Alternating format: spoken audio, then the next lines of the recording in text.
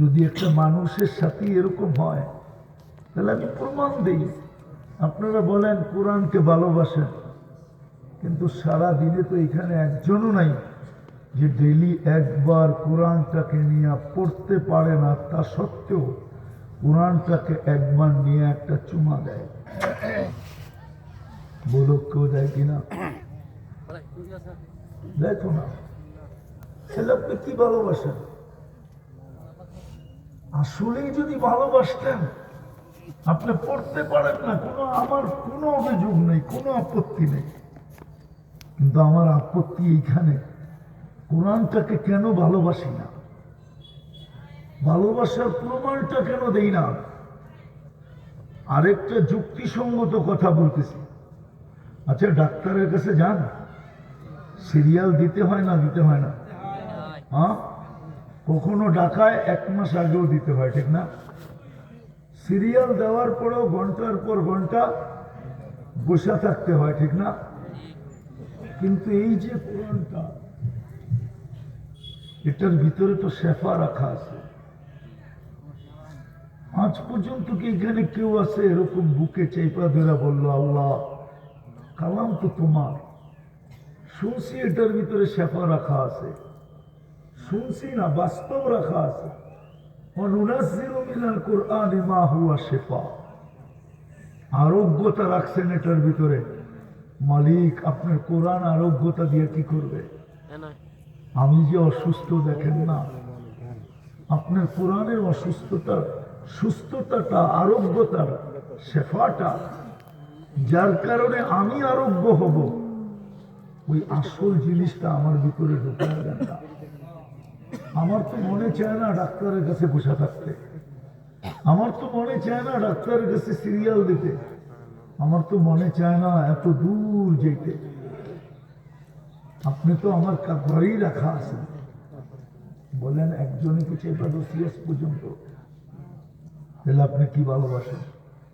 আমার কথা যদি অযৌক্তিক হয় তাহলে আপনারা আমার বিরুদ্ধে অভিযোগ করতে পারেন, আর যদি যৌক্তিক হয় তাহলে কিন্তু মাইনা নিতে হবে।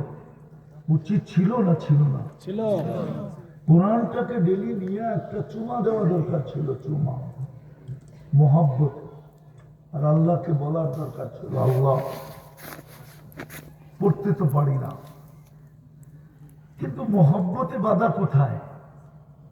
আমি কিন্তু প্রমাণ দিলাম যে আমি ভালোবাসতেছি আপনার কালামকে। চলেন সত্য কাহিনী মনে পড়লো, বিদায় বলতেছি।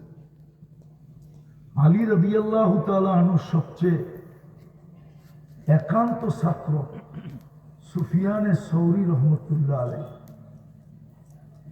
ওনার থেকেই কিন্তু পীরের যে 4 তরিকা, কাদেরিয়া, চিশতিয়া, নকশেবন্দিয়া, মুজাদ্দিদিয়া, এই 4 তরিকা সুফিয়ানে সৌরি রহমতুল্লাহ আলাইহি থেকে শাখা প্রশাখা ছড়াইছে। মেন কিন্তু উনি,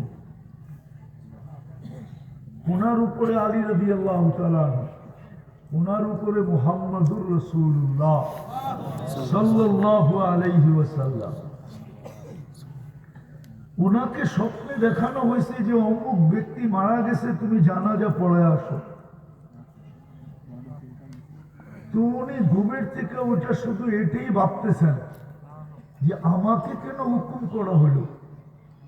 এই লোকটা এমন কি কাজ করতেন যে আমাকে স্বপ্নে দেখানো হলো যে ওনার জানাজা পড়াইতে হবে।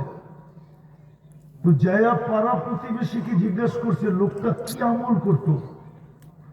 তো সবার মুখে একই কথা, সাধারণ মানুষ ছিল।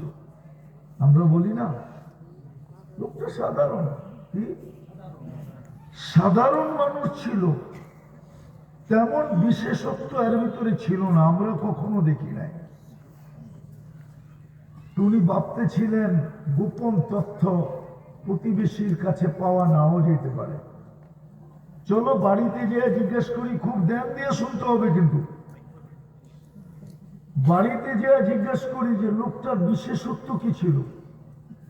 তো বাড়িতে যেয়ে জিজ্ঞাসা করছে যে লোকটার বিশেষত্ব কি ছিল। তো সবাই প্রতিবেশীর যা কথা বাড়িওয়ালাদেরও তাই কথা।